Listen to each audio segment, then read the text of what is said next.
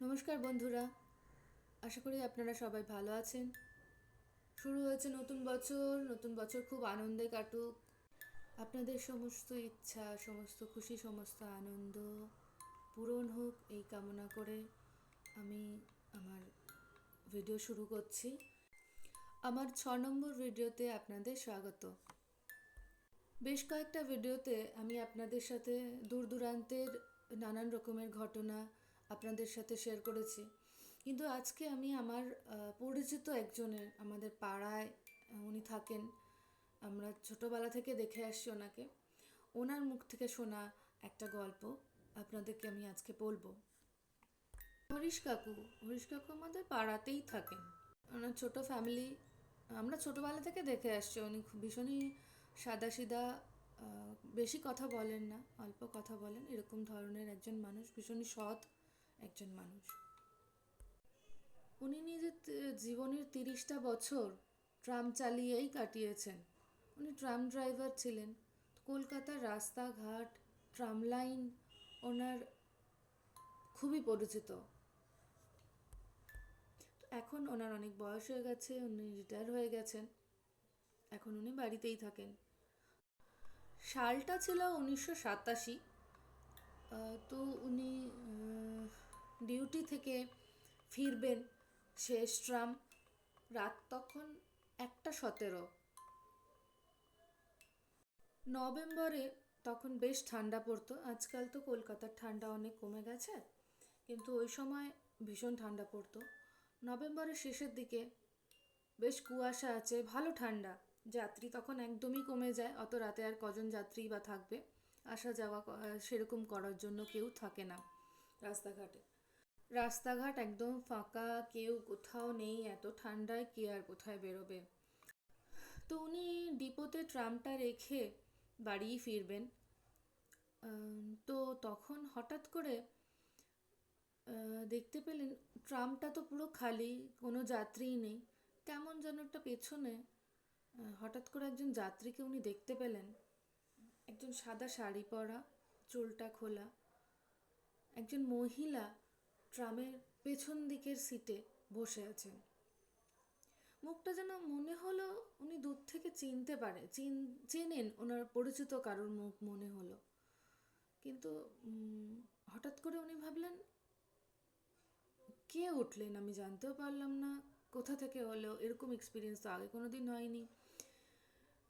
কোনো ভুল দেখছিলেন, রাত হয়েছে, শীতকাল, ঘুম পেয়েছে, ভুল দেখছেন, এরকম ভেবে ভালো করে মুখটা ঘুরিয়ে পেছন দিকে তাকালেন। দেখলেন একজন ছায়া মূর্তি একটা বসে আছে, যে মুখটা উনি চেনেন আগে থেকেই। উনি দেখে প্রথমে ভয় পেয়ে গেলেন। এত রাতে এইভাবে উনি ট্রামে কিভাবে উঠলেন সেটা দেখে। উনি এক সময় ডেলি যাওয়া আসা করতেন ট্রামে। হরিশ কাকু ওনাকে আয়না দিয়ে দেখতেই পেয়েছেন। শ্যামবাজার ট্রাম ডিপো থেকে ট্রামটা বেরিয়েছে ওই রাস্তায়, তখন ট্রাম বেলগাছিয়ার দিকে যাচ্ছে।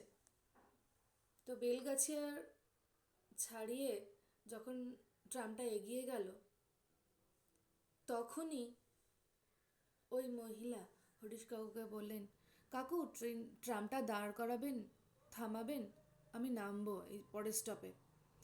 কিন্তু বেলগাছিয়ার পরের স্টপটাতে উনি নামতেন না আগে কোনো দিনই।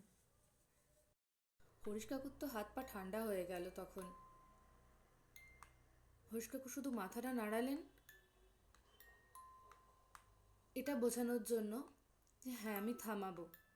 আর উনি কিছু বললেন না, ট্রাম চালিয়ে নিয়ে যাচ্ছেন। পরের স্টপেজ আসতেই উনি ট্রামটা থামিয়ে দিলেন। তখনই উনি শুনতে পেলেন ওনার কানে কানে যেন কোনো মহিলা কণ্ঠ কানের মধ্যে ভেসে আসছে, যিনি বলছেন, কাকু আপনি আমাকে চিনতে পারলেন না? এই আওয়াজটা হরিশ কাকুর খুব পরিচিত। হরিশ কাকু দেখলেন না যে কেউ নেমে গেল, কিন্তু ট্রামটা খালি, আর কেউ নেই। সামনে সমস্ত কিছু অস্পষ্ট হয়ে গেল। লাইট পোস্ট, যেন মনে হলো line, tram line, light post, আশেপাশে সব কিছু কুয়াশায় ঢাকা পড়ে গেছে। উনি ট্রাম এগিয়ে নিয়ে যেতে পারছেন না। কিভাবে ট্রামটা নিয়ে যাবেন উনি এগিয়ে, কিছুতেই মাথায় আসছে না। একেবারে চারিদিকে কুয়াশায় ঢেকে গেছে। তো তার মধ্যেও হরিশ কাকু ধীরে ধীরে ট্রামটা এগিয়ে নিয়ে গেলেন। ঘড়ির দিকে তাকালেন, দেখলেন 1:17 ট্রামের ঘড়িটা থেমে গেছে। হঠাৎ যেন মনে হলো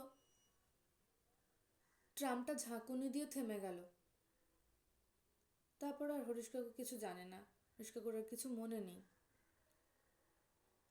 যখন হরিশ কাকু চোখ খুলল তখন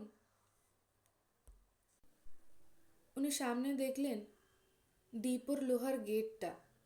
ভোর প্রায় হয়ে গেছে, আলো ফুটে গেছে, ঘড়ির কাঁটা চেঞ্জ হয়ে গেছে, প্রায় 5টা। তিনি হাঁপাতে হাঁপাতে ট্রেন থেকে নামলেন। আশেপাশের লোকজন, ওনার পরিচিত যারা ছিল, চা দোকানি আর যারা যারা লোকজনরা ছিল, তারা ওনাকে দেখে ভাবলেন বয়স হয়েছে, বুড়ো মানুষ, রাতে ডিউটি করেছে, ক্লান্ত, তাই কাকু এরকম রিয়াক্ট করছে। তো উনি কারোর সাথে কিছু কথা বললেন না। যার কাছে রাতে ডিউটির পরে বাড়ি ফেরার সময় চা খেয়ে যেতেন, এই চাওয়ালা যখন বলল চাটা খেয়ে যান দাদা, চা খেয়ে যাবেন না, উনি তার সাথেও কিছু কথা বললেন না, উনি চলে গেলেন। ওখানেই সাইকেল স্ট্যান্ডে হরিশ কাকুর সাইকেল রাখা থাকতো, উনি সাইকেলটা নিলেন, নিয়ে বাড়ি চলে আসলেন। বাড়ি আসতেও প্রায় 10-15 মিনিট টাইম লাগে। বাড়ি ফিরে ফ্রেশ হয়ে ওনার স্ত্রীর কাছে চা চাইলেন। চা হাতে নিয়ে ওনার স্ত্রীকে বললেন একটু এখানে বসো, আজকে একটু কথা বলার আছে। উনি বললেন আজ একজন যাত্রী ছিলেন গাড়িতে, যিনি একাই ছিলেন রাতে, আর কোনো যাত্রী ছিলেন না তখন। তবুও কখন উঠলেন কখন নামলেন আমি বুঝতে পারলাম না। তো ওনার স্ত্রী যথারীতি বুঝতে পারলেন না, ভাবছেন হেয়ালি করছেন সকালবেলায়। উনি একটু হেসে বললেন এত ভেবো না, কে কোথায় উঠছে কে কোথায় নামছে, তুমিই বা জানবে কি করে সবটা। হরিশবাবু আর কথা বাড়ালেন না, উনি চুপ করে গেলেন।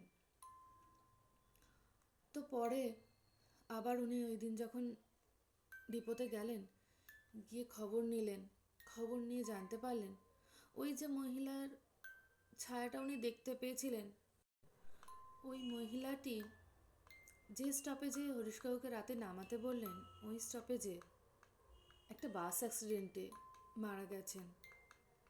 তো উনি সেদিন বাড়ি ফিরতে পারেননি, তাই ওনার আত্মা ওইভাবে রাত্রিবেলা রাস্তায় ঘুরে বেড়াচ্ছেন। লোক মুখে শোনা এই ধরনের নানান রকমের গল্প উনি শুনতে পেলেন। তারপরেও বহুবার উনি রাতে ট্রাম চালিয়ে এসেছেন, কিন্তু ওই মহিলাকে উনি আর কোনোদিন দেখতে পাননি।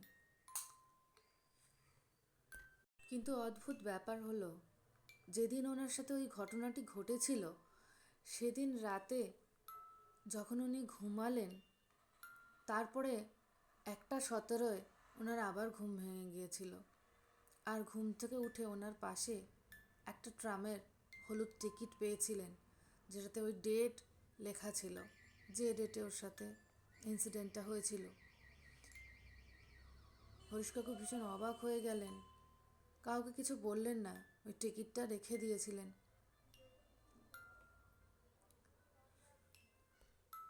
ঘটনাগুলো শুনলে একটু অবিশ্বাস্য লাগে, কিন্তু অনেকের সাথেই এই ধরনের নানান রকমের ঘটনা ঘটতে থাকে।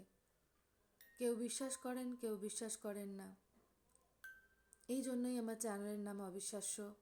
আপনাদের শুনে বিশ্বাস হলে, ভালো লাগলে আমার ভিডিওটাতে লাইক করবেন, গল্পটা শেয়ার করতে পারেন আপনাদের পরিচিত লোকজনের সাথে, চ্যানেলটা সাবস্ক্রাইব করবেন। ধন্যবাদ, ভালো থাকবেন।